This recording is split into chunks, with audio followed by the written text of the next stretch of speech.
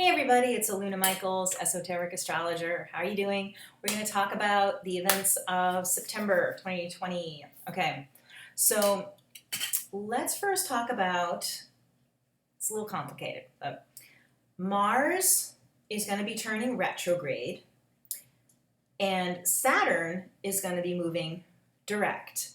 But what's happening, because Mars and Saturn, as they kind of slow down, they're making a square to each other, which isn't that comfortable to Mars or Saturn or to us.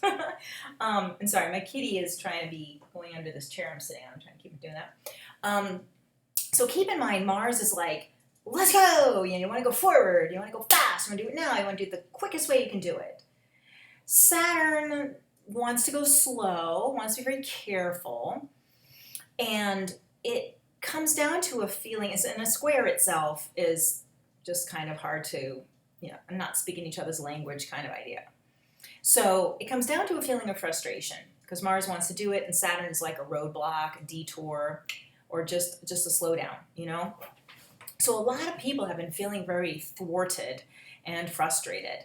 And because of the way this is happening, unfortunately, it's going on from like the end of August to kind of early, I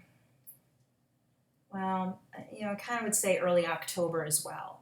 But once Mars does actually start going backwards, it's a little bit better because as it's just slowing down to just sit still, it's very like this, And so at least when we get past the 9th of September, Mars starts going backwards. At least it starts moving again. So that's a little bit better.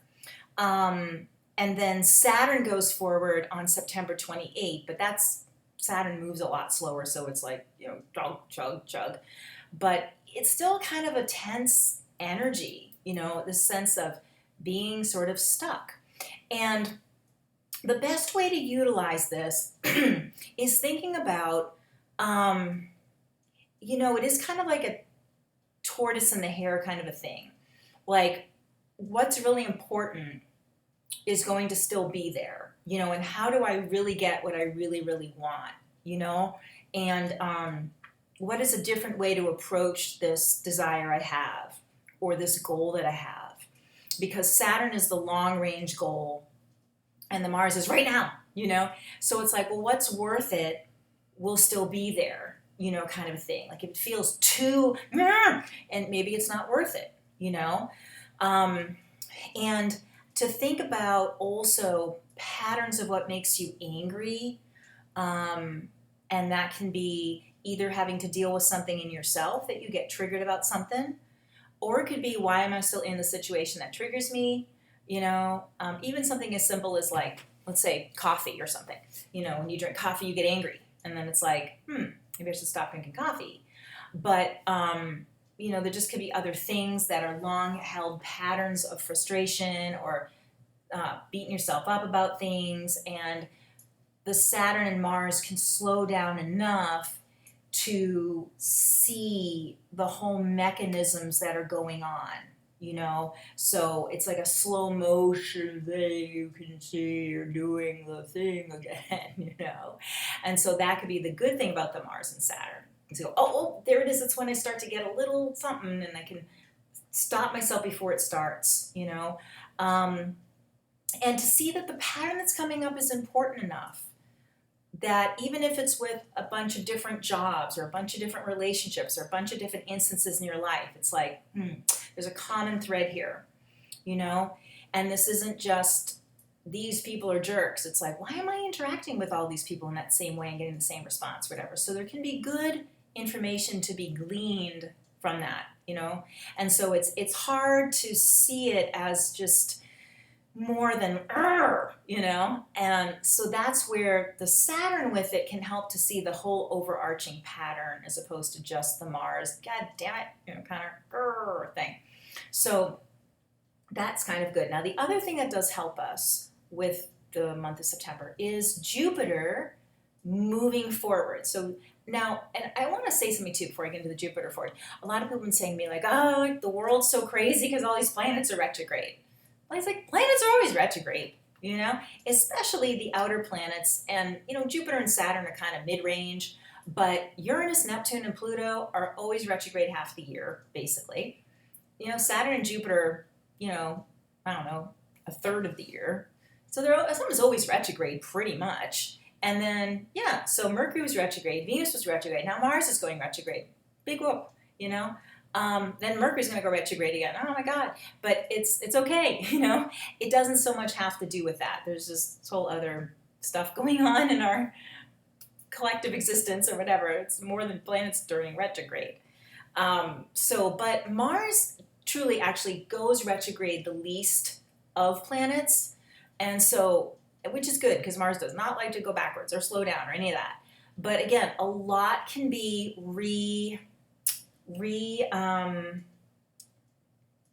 reprioritized, you know? And that's where the Jupiter going forward is really helpful because you can kind of go over things again and think things through and regroup.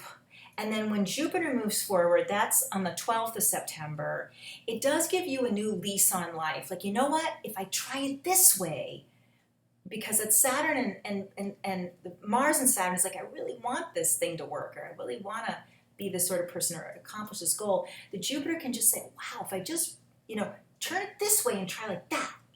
Oh, wow, now we're getting some traction, you know, so that Jupiter can really help to reinvigorate your optimism and allow some flexibility in the picture. Because, you know, Mars and Saturn, like, I'm not moving, you know, and that Jupiter's like, hey guys, you know, just go like this, you know. And so it adds a little space of options and kind of letting down the stubbornness, you know.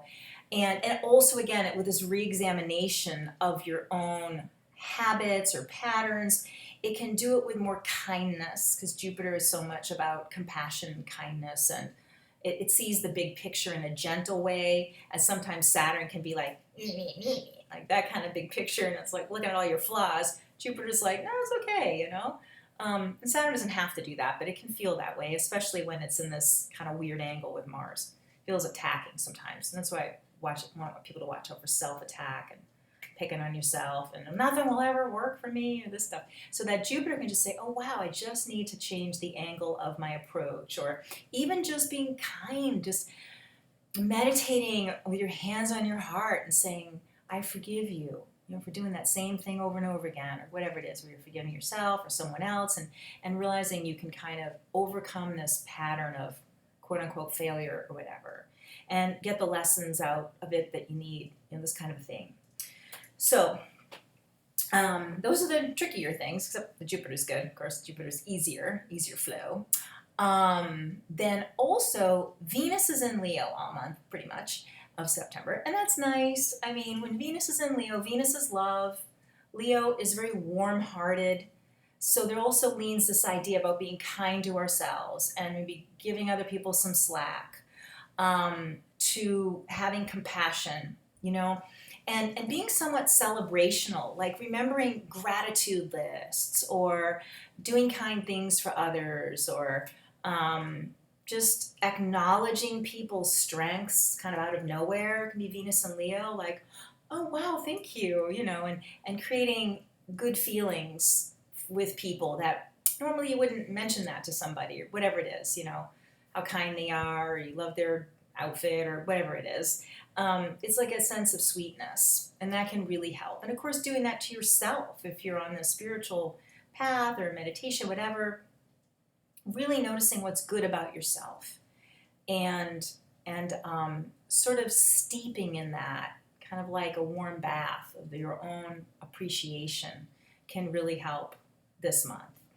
Then Mercury, for the most of the month, is in Libra, and you know, Mercury is communication, and Libra is very sweet and loving. So it's a similar feeling to, because Venus connects with Libra. So to have Venus in Leo, which is so outgoing and expressive, and then the Mercury, which is communicating in Libra, the kindness. So it kind of has that same idea of bonding kindly with people, using affirmations, you know, bringing up people's strengths to them, and it can help sort of override the Mars and Saturn, and to kind of see like how do we get to a space of divine flow, and just the idea that going around the obstacle, and the sweetness can help us get around the obstacles and see a different way of approaching. And then again, this even ties into Jupiter, which is a planet more of sweetness or greater capacity of new options and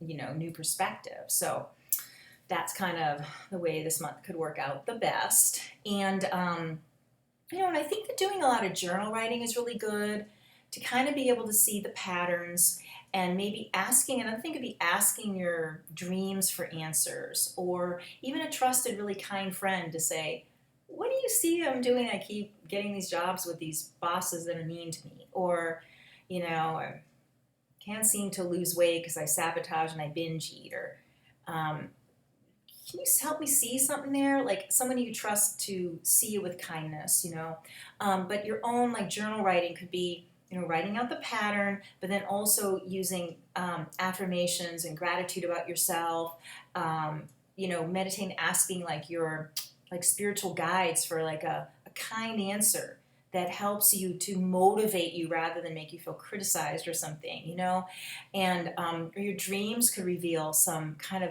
aha, or to go a certain way. So like you're not stuck. You're not as stuck as you think, and because that seems to be part of the thing with this Mars Saturn. And people are tired too. That's another good thing with Mars Saturn. If you can rest extra, do. And that could be where there's like just having a refreshed mind and body could give you that new perspective. Or again, the dreams give you an answer or something like that. Or making sure you're taking time, little meditation breaks to just take your mind out of, beta waves, which are like struggle, struggle, struggle, and get into some alpha waves of like a perspective that helps you. So that can also be part of activating those other planets, the Venus and Mercury and Jupiter, and sort of getting out of that Mars-Saturn tangle. So we could just take those little rests in some way, if not physical sleep, little mini breaks, and just even a deep breath to remember a pause, like a sacred pause to allow, there's more than this, there's a bigger picture. I just can't see the answer right now, but I'm open to it. Keeping this kind of thinking. So, okay, I think I've talked enough. If you want to have a session with me, alunamichaels.com, or you can contact me through YouTube here, wherever you're seeing me. 248-583-1663 is my phone number where you can contact me texting for a session.